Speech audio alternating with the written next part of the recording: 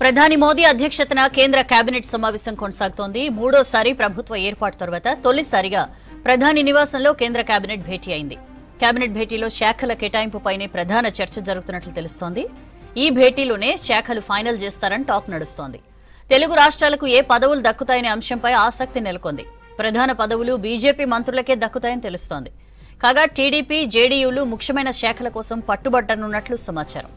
ఇక పోర్ట్ఫోలియోలకు సంబంధించి డీటెయిల్స్ తెలుసుకుందాం. మదార్ మనతో లైవ్ లో జాయిన్ అవుతున్నారు. మదార్, కేబినెట్ భేటీకి సంబంధించి అప్డేట్స్ ఏంటి? అట్లనే పోర్ట్ఫోలియోస్ రాజ్నాథ్, నితిన్ గడ్కరీ, జైశంకర్, అమిత్ షా ఇట్లాంటి వాళ్ళకి సేమ్ అవే శాఖలు కంటిన్యూ అవుతున్నట్లుగా ఇన్ఫర్మేషన్ వస్తోంది. పూర్తి లిస్ట్ ఎప్పటికి రావచ్చు?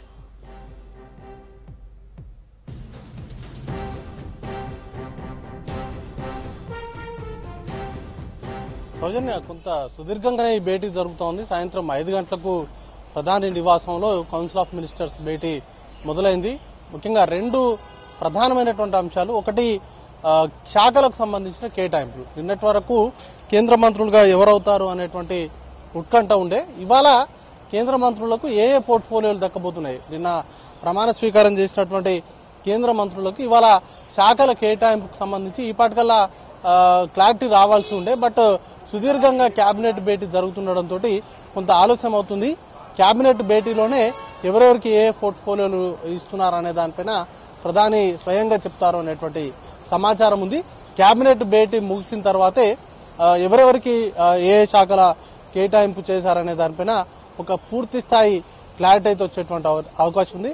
ప్రస్తుతానికి మనకున్నటువంటి సమాచారం మేరకు కేవలం నితిన్ గడ్కరీతో పాటు మరొక 2 ఎంఓఎస్లకు సంబంధించిన సమాచారం అనేది తెలుస్తూ ఉంది.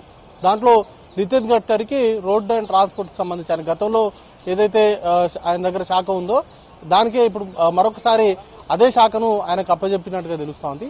ఆయనతో పాటు 2 ఎంఓఎస్లను ఆ శాఖకు కేటాయించారు. అజయ్ టామ్టా అలాగే హర్ష్ మల్హోత్రా.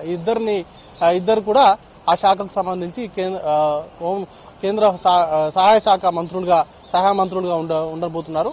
ఇక మిగతా పోర్ట్ఫోలియోస్ కు సంబంధించి మరి కాసేపట్లోనే క్లారిటీ రాబోతోంది. కీలకమైనటువంటి మంత్రి పదవులు డిఫెన్స్ కావచ్చు, హోంశాఖ, అలాగే ఆర్థిక శాఖ, విదేశీ శాఖ, కల్చరల్ వంటి ఇట్లాంటి కొన్ని కీలకమైనటువంటి శాఖలు ఉన్నాయి.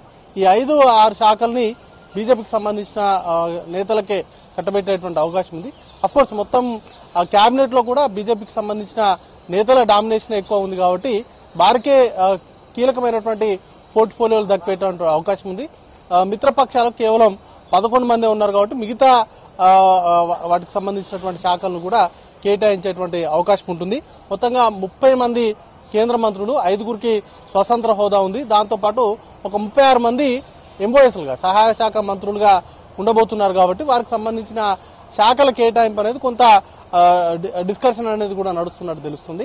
ఇక మరొక కీలకమైనటువంటి అంశము 100 రోజులకు సంబంధించి యాక్షన్ ప్లాన్.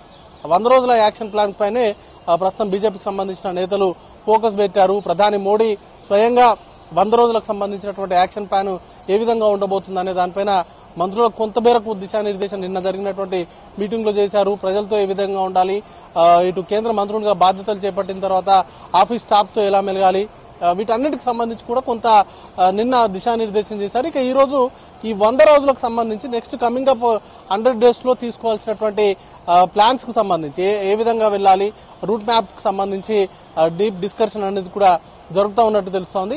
మనకున్నటువంటి సమాచారం మేరకు రానున్నటువంటి 5 ఏళ్లలో 3 కోట్ల ఇండ్లను కట్టి ఇవ్వాలి. అది కూడా గ్రామీణ ప్రాంతాల్లో, పట్టణ ప్రాంతాల్లో 2 ప్రాంతాల్లో కూడా దాదాపుగా 3 కోట్ల ఇండ్లు నిర్మించి పేదలకు అందించాలి అనేటువంటి లక్ష్యాన్ని అయితే ప్రస్తుత ప్రభుత్వం అయితే పెట్టుకుంది. దాని దిశగానే అడుగులు అనేది కూడా వేసేలాగా కార్యాచరణ అనేది కూడా రూపొందించుకున్నారు.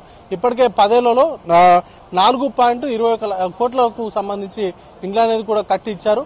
వాటికి సంబంధించి కనీస మౌలిక సదుపాయాలు, టాయిలెట్స్ కావచ్చు, లేకపోతే ట్యాప్ వాటర్ కావచ్చు, ఎల్పీజీ కనెక్షన్స్ ఇట్లాంటివన్నీ కూడా ఇచ్చి ఆ ఇండ్లను అనేది కూడా నిర్మించిస్తున్నారు. ఇప్పుడు భవిష్యత్తులో తీసుకునేటువంటి 3 కోట్ల నిర్మించేటువంటి ఆ 3 కోట్ల ఇండ్లలో కూడా కనీస సదుపాయాలు కల్పించి వాటికి సంబంధించినటువంటి నిర్మాణాన్ని పూర్తి చేసి పేద ప్రజలకు అందించాలనేటువంటి సంకల్పం పెట్టుకున్నారు. వీటితో పాటు కొన్ని ఫ్లాగ్షిప్ ప్రోగ్రామ్స్ కు సంబంధించి చర్చ అనేది కూడా నడిచేటువంటి అవకాశం ఉంది.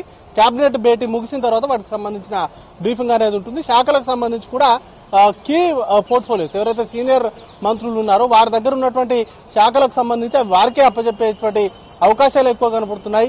అమిత్ షాకు సంబంధించి హోంశాఖ ప్రస్తుతం చూస్తున్నారు, రాజ్నాథ్ సింగ్ డిఫెన్స్ చూస్తున్నారు, నిర్మలా సీతారామన్ ఆర్థిక శాఖ చూస్తున్నారు. ప్రజెంట్ వారికే ఆ శాఖలను అయితే కేటాయించేటువంటి అవకాశం ఉంది. కొంతమంది మంత్రులకు మాత్రం కొంత ప్రమోషన్ ఇచ్చేటువంటి అవకాశం ఉంది. ఇక తెలుగు రాష్ట్రాలకు సంబంధించి మొత్తంగా 5 ఉన్నారు.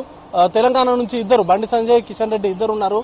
ఆంధ్రప్రదేశ్ నుంచి 3, రామ్మోహన్ నాయుడు, చంద్రశేఖర్, వారితో పాటు శ్రీనివాస వర్మ, ఈ 3 ఉన్నారు. ఈ 5 ఏ పోర్ట్ఫోలియోస్ రాబోతున్నాయి అనేది చాలా ఉత్కంఠగా ఉంది. ఇందులో 2 కేంద్ర మంత్రులు, మిగతా 3 కూడా సహాయ మంత్రులు కాబట్టి వారికి ఏ పోర్ట్ఫోలియో ఇస్తారు వాటికి సంబంధించి కూడా చాలా ఇంట్రెస్టింగ్ గా ఎదురు చూస్తున్నారు. కిషన్ రెడ్డి ప్రస్తుతం 3 శాఖలు ఉన్నాయి ఆయన దగ్గర. టూరిజం, కల్చర్ తో పాటు ఇటు నార్త్ ఈస్ట్ స్టేట్ సంబంధించిన డెవలప్మెంట్ కు సంబంధించినటువంటి మంత్రిత్వ శాఖ కూడా కిషన్ రెడ్డి దగ్గరే ఉంది. గతంలో ఆయన కేంద్ర హోంశాఖకు సంబంధించి ఎంఓఎస్ గా పనిచేశారు. ఈసారి కేంద్ర మంత్రి కిషన్ రెడ్డికి ఏ పోర్ట్ఫోలియో రాబోతా ఉంది? అదే కల్చర్ అండ్ టూరిజం ని కొనసాగిస్తారా, లేకపోతే ప్రమోషన్ ఇస్తూ వేరే మరే ఇతర కీలకమైనటువంటి పోర్ట్ఫోలియో ఇస్తారా అనే దానిపైన కూడా చర్చ నడుస్తూ ఉంది. ఇక మరోవైపు బండి సంజయ్ కి ఇప్పటికే గతంలో పార్టీలో ప్రాధాన్యత ఉంది. దాంతో పాటు ఈసారి సహాయ మంత్రిగా కూడా తీసుకున్నారు కాబట్టి ఆయనకు ఎలాంటి శాఖ కేటాయిస్తారనే దానిపైన ఉత్కంఠ ఉంది. ఇక ఆంధ్రప్రదేశ్ కు సంబంధించి ముఖ్యంగా టీడీపీకి సంబంధించి 2 బెర్తులకు సంబంధించి అయితే కొంత ప్రచారం జరుగుతూ ఉంది. రామ్మోహన్ నాయుడుకు ముఖ్యంగా ఆయనకు రైల్వేస్ కేటాయించేటువంటి అవకాశం ఉన్నట్టుగా ప్రచారం ఉంది. అది ప్రస్తుతం అశ్విని వైష్ణవ్ చేతిలో ఉంది. దాన్ని రామ్మోహన్ నాయుడుకి ఇచ్చేటువంటి అవకాశం ఉన్నట్టుగా ప్రచారం జరుగుతూ ఉంది. దాంతో పాటు వైద్య శాఖకు సంబంధించి కూడా పెమ్మసాని చంద్రశేఖర్ కు కేటాయించేటువంటి అవకాశం ఉన్నట్టుగా జోరుగా ప్రచారం సాగుతోంది. దానిపైన పూర్తి స్థాయిలో మరి కాసేపట్లోనే ఒక క్లారిటీ అయితే వచ్చేటువంటి అవకాశం ఉంది. సౌజన్య.